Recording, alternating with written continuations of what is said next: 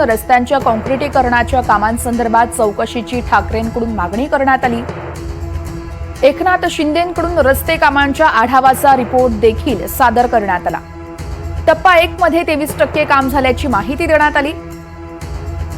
टप्पा 2 मध्ये 0.5% काम झाल्याची माहिती देण्यात आली। रस्त्यांचा दर्जा, काम, समन्वयावरती आमदारांकडून लक्ष वेधण्यात आलं।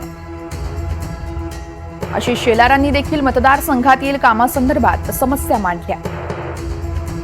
31 मे पर्यंत सगळी कामं पूर्ण करण्याचे मुंबई पालिका आयुक्तांना पुन्हा एकदा आदेश देण्यात आले। 25 एप्रिलला पुन्हा एकदा बैठक घेण्याचं आश्वासन देण्यात आलं। दरम्यान या संदर्भात सविस्तर अपडेट्स देत आहेत आमचे प्रतिनिधी विशाल पाटील आहेत आपल्यासोबत। विशाल, पहिल्यांदाच हे दोन्ही नेते आमने सामने आले आणि अगदी बाजूबाजूला बसले होते। कसे होते दोघांचेही हावभाव आणि नेमकं काय घडलं या बैठकीदरम्यान सविस्तर सांगाल? वर्षा, मुख्यमंत्री एकनाथ शिंदे म्हणून एकनाथ शिंदेनी ज्यावेळेला मुख्यमंत्री पदाचा पदभार घेतला त्यानंतर ज्या आपल्याला माहिती आहे कशा पद्धतीने शिवसेनेचे 2 भाग झाले।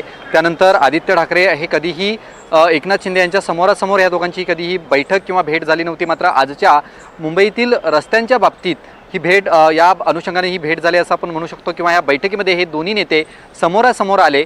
प्रामुख्याने मुंबईतील रस्त्यांच्या बाबतीत सगळेच आमदार मुंबईतील हे आक्रमक आहेत। भाजपचे आमदार आणि मंत्री असलेले आशिष शेलार सुद्धा या बैठकीमध्ये सुरुवातीपासून आक्रमक राहिले। या बैठकीला सुरुवात झाली होती साधारणतः 3 वाजता ज्यावेळेला अध्यक्ष आले नव्हते त्यावेळेला एकनाथ शिंदे हे या सभागृहापर्यंत आले। त्यानंतर पुन्हा सभागृहाच्या इथनं निघाले कारण का अध्यक्ष आले नव्हते म्हणून।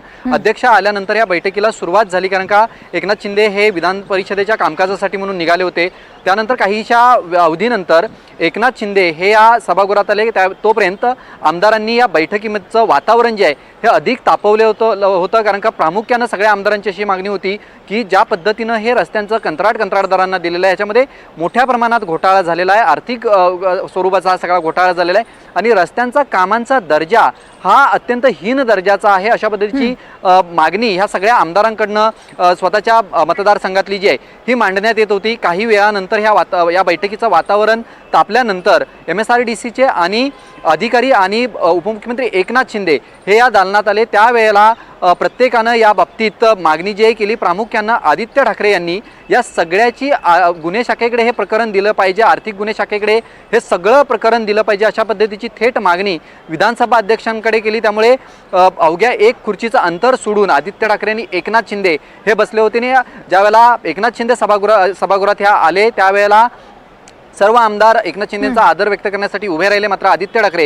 हे उभे राहिले नाहीत, ते तसेच बसून राहिले होते। आणि ज्या वेळेला आदित्य ठाकरे यांना बोलण्याची विनंती विधानसभा अध्यक्षांनी किंवा त्यांच्या मतदारसंघातल्या प्रश्नांच्या बाबतीत बोलण्यासाठी सांगितलं त्यावेळेला आदित्य ठाकरेंनी सातत्यानं सांगितलं की मी मुंबई महानगरपालिकेच्या आयुक्तांना सातत्यानं याच्या बाबतीत पत्र देतोय आणि थेट याच्यामध्ये आर्थिक घोटाळा झालेला आहे। त्यामुळे या कंत्राटदारांच्या बाबतीत हे सगळं प्रकरण आर्थिक गुन्हे शाखेकडे देण्यात यावं अशी थेट मागणी त्यांनी विधानसभा अध्यक्षांकडे दिलं।